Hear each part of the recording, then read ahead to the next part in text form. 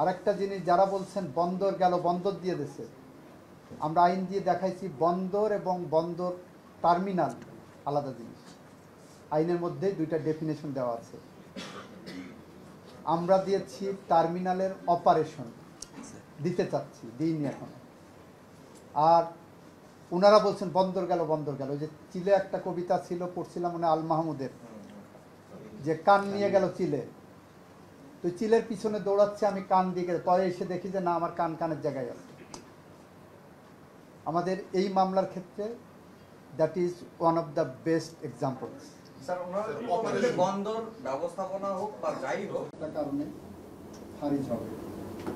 Number one, ওনারা যেটা বলছেন ডাইরেক্ট পদ্ধতিতে দিতে পারে না।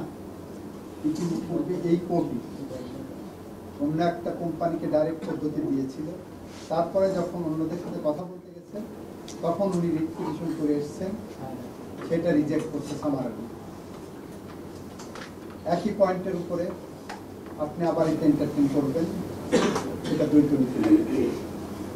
দ্বিতীয়ত বলেছি যে রিট তখনই হয়, কজ অফ অ্যাকশন তখনই তৈরি হয় যদি কজ অফ অ্যাকশন তৈরি হওয়ার মতো ফাইনাল কোনো সিদ্ধান্ত থাকে। এই ইস্যুতে এখনো কোনো সিদ্ধান্তই হয়নি, ভেরি প্রাইমারি স্টেজ। এই প্রাইমারি স্টেজে আমাদের এই সুপ্রিম কোর্টের অনেক জাজমেন্ট আছে যে প্রিম্যাচিউর স্টেজে কোনো জুডিশিয়াল রিভিউ এন্টারটেইন করার সুযোগ নাই। আমরা সেই মর্মে ডিসিশন নিয়েছি। তৃতীয়ত আমরা বলেছি, ওনাদের একটা প্রশ্ন ছিল যে বিদেশি কোম্পানিকে, বাংলাদেশি কোম্পানিকে না দিয়ে বিদেশি কোম্পানিকে কেন দেওয়া হচ্ছে। আমরা বলেছি যে আইন আমাকে অথরিটি দিয়েছে, দেশি বা বিদেশি কোম্পানি। সুতরাং একদিকে যেমন আইনের বৃত্তের মধ্যে আছি, আর একদিকে ওনাদের রুলের সেকেন্ড পার্টটা, যেটা রুলের সেকেন্ড পার্টে বলছে কেন সরকারকে নির্দেশনা দেওয়া হবে না PPP act 2015 and PPP rules 2017 অনুসারে এই যে কোনো কোম্পানির সাথে চুক্তিবদ্ধ হওয়ার জন্য। তো আমরা বলেছি যে তাদের তো স্ববিরোধী কথা বলছে। আমরা যা করছি সংবিধানের মধ্যে থেকে, আইনের মধ্যে থেকে, পিপিপির মধ্যে থেকে করেছি। আর একটা প্রশ্ন করেছেন, দুবাই গভর্নমেন্ট চুক্তি করতে পারে না, আজকে আবার সেটা প্রত্যাহার করে নিয়েছেন যে না, ওইটা ওনারা ভুল বলেছেন। আর একটা হলো এই যে পিপিপি অ্যাক্টের আন্ডারে, সেকশন 7-এর আন্ডারে প্রধানমন্ত্রী এবং মন্ত্রী পরিষদ থাকতে হবে।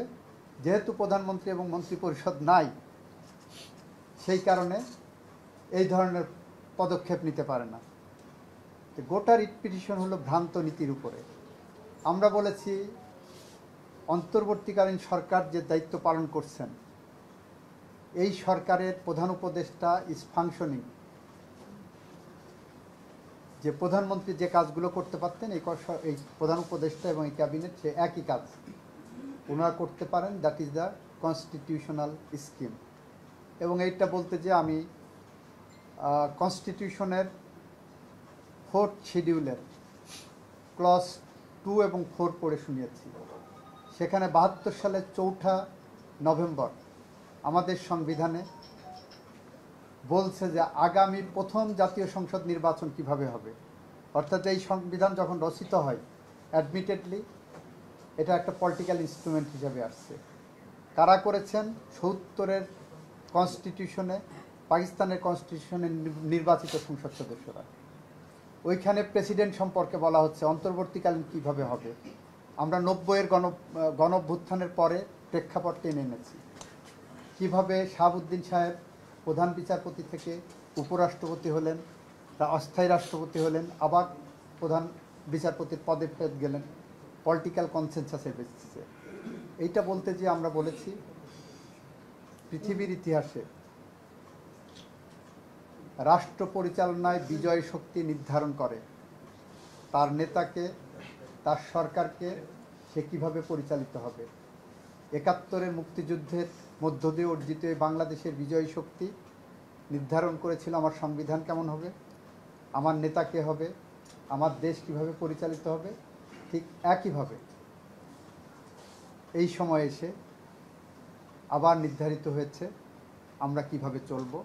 তারই ধারাবাহিকতায় আমরা এই সরকার পরিচালিত হচ্ছে, এখানে কোনো ব্যত্যয় নাই, কোনো সন্দেহ নাই, কোনো অস্পষ্টতা নাই, এটা আমরা বলেছি। আর যারা মনে করছেন প্রধানমন্ত্রী নাই, তা হাসিনাকে নিয়ে এসে প্রধানমন্ত্রী বসায় দেন, দেখি।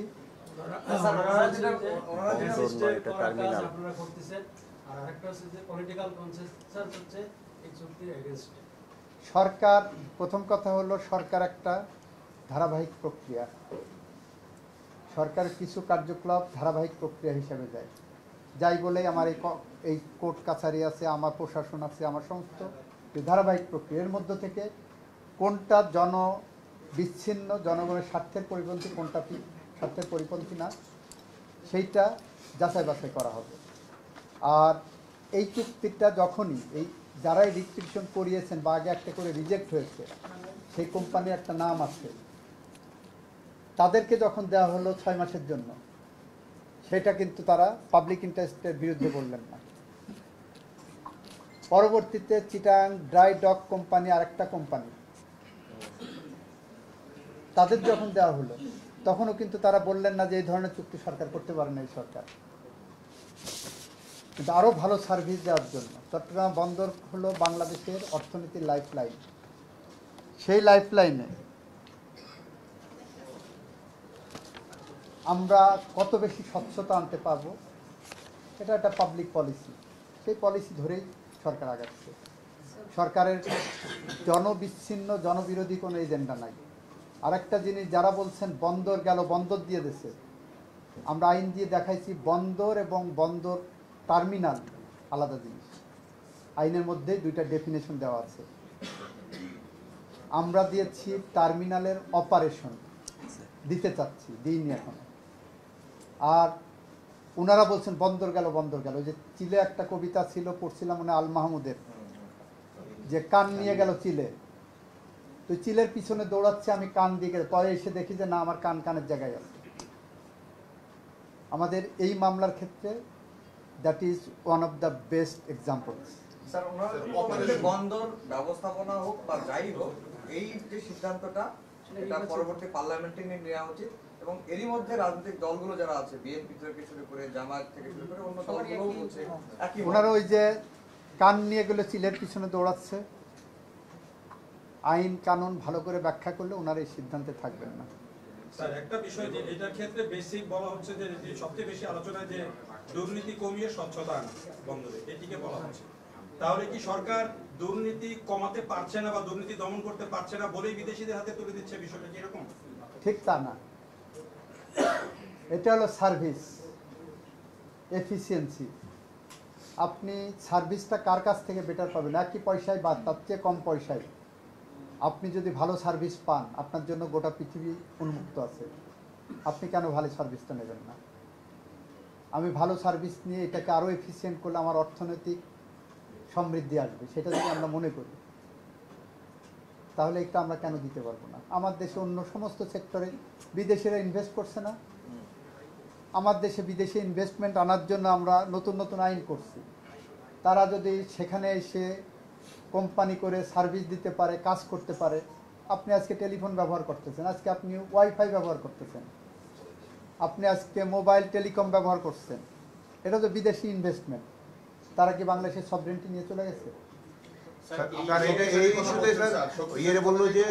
কিছুক্ষণ আগে সরকার তো স্যার রাজনৈতিক সরকার না, তাহলে এই সরকার কেন পারছে না এই জায়গাটা শক্তিশালী করতে? নিজের দেশের লোকজনকে দিয়ে, নিজের দেশের কোম্পানিকে দিয়ে কেন? আমার দেশের কোম্পানিকে তো সুযোগ দেওয়া হয়েছে। এই টার্মিনালে আগে একটা কোম্পানিকে 6 মাসের জন্য দেওয়া হয়েছে, আরও একটা কোম্পানিকে দেওয়া হয়েছে, তারাও করছেন। আমরা দেখি না কে বেস্ট সার্ভিসটা দেয়।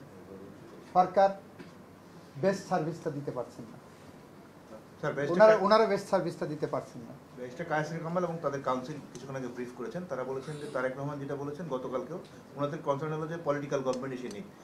পলিটিক্যাল কমিটমেন্ট এসে এই সিদ্ধান্তটা নিই, তো সেক্ষেত্রে আপনাদের এইটার কোনো যুক্তির খণ্ডাবেন কীভাবে স্যার? এটা ওনাদের সাবমিশন, ওনারা বলেছেন। আমাদের কথা, যদি পলিটিক্যাল গভর্নমেন্ট যে সিদ্ধান্ত নিতে পারবেন, এই অন্তর্বর্তীকালীন সরকার একই সিদ্ধান্ত নিতে পারেন। স্যার, এই যে ডিপিওর সারা বিশ্বে বিভিন্ন বড় বড় বন্দর হ্যান্ডেল করার ক্ষেত্রে তারা খুব রেনাউন্ড, এটা আমরা জানি। আরো অনেক তাদের আছে দুবাই ভিত্তিক। এই ক্ষেত্রে যারা এর বিরোধিতা করছেন, আদালতে আসলেন, কোথাও কি তাদের আসলে স্বার্থে আঘাত করতেছে? এটা আমরা বলেছি যে দিস রিট পিটিশনার যিনি এসেছেন, উনি একজন ফ্যাট ক্যাটের পক্ষে এসেছেন। মানে পিছনে কোনো ভোমা বিড়াল বসে আছে টাকা পয়সার নিয়ে, সামনে এসে ওনারা পাবলিক ইন্টারেস্ট লিটিগেশনের নামে এটা করছেন, যেটাকে আইনি পরিভাষায় বলা হয় ফ্যাট ক্যাট।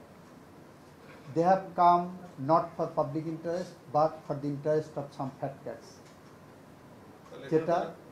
যেটা 18 বিএলসিতে অ্যাপেলেট ডিভিশন বলে দিয়েছেন এই ধরনের মামলা পাবলিক ইন্টারেস্টে মেনটেনেবল না। প্রধানত রাজনৈতিক নেতারাও তার নিয়ে মিছিল করছে, অনেক করতে পারেন, তারাও এই ফ্যাটক্যাটের সাথে করতে পারেন, সেটা তো তাদের ব্যাপার। আমরা আমাদের আইনি যুক্তি তুলে ধরেছি।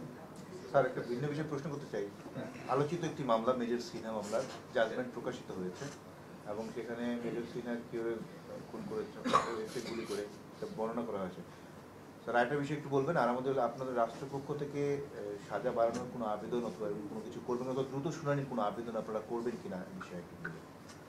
মেজর সিনহা হত্যা মামলায় যে রায় হয়েছে, আমরা রায় হওয়ার যখন ঘোষিত হয়েছিল, প্রোনাউন্সড হয়েছে, তখনই আমরা বলেছি যে এই রায় নিয়ে আমরা সন্তুষ্ট।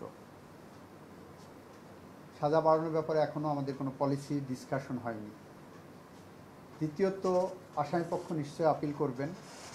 আসামিপক্ষ আপিল না করলে আমরা তাড়াতাড়ি নিষ্পত্তির জন্য পদক্ষেপ কীভাবে নেব? আপিল করুক, আপিলে কী কী গ্রাউন্ডস আনেন দেখে শুনে বুঝে আমরা পদক্ষেপ নেব। Thank you sir.